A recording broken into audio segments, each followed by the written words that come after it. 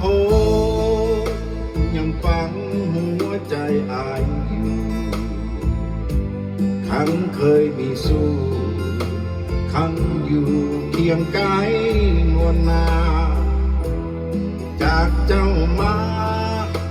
น้ำตาของอายลินหลั่งแสนหักแสนห่วงน้องนาความหลังฝังใจเหนียวแน่นบ้านโคนบ่ดนอายคงมาอยู่หัวเมียงเคียงคู่ซึ่งสู่กับน้องนั้นกันห้องเพลงมาหัวใจฝากไว้ให้แทนบ้านโพนฟังใจเหนียวแน่นขอแฟนจงได้เห็นใจเมืองโพนโฮบ้านโพนนับว่าเป็นหนึ่งสาวงามสาวซึ้ง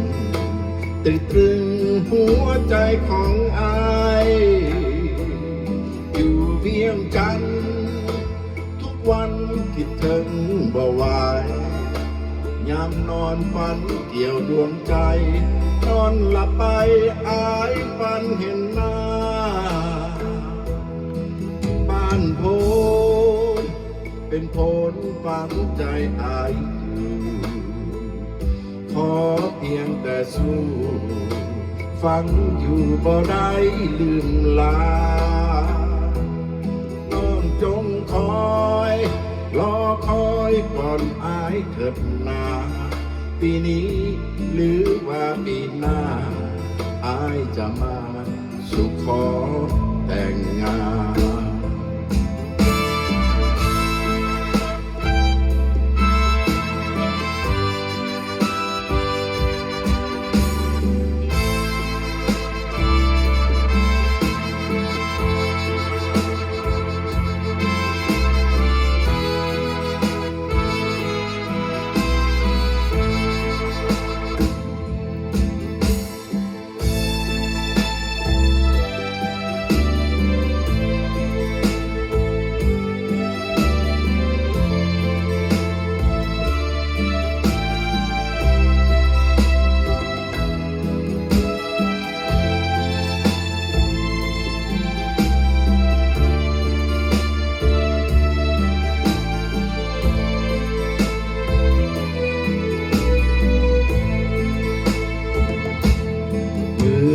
โพนโพ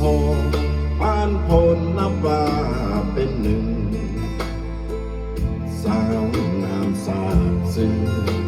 ติดตรึงหัวใจของอายอยู่เวียงจันทร์ทุกวันคิดถึงบ่ไหว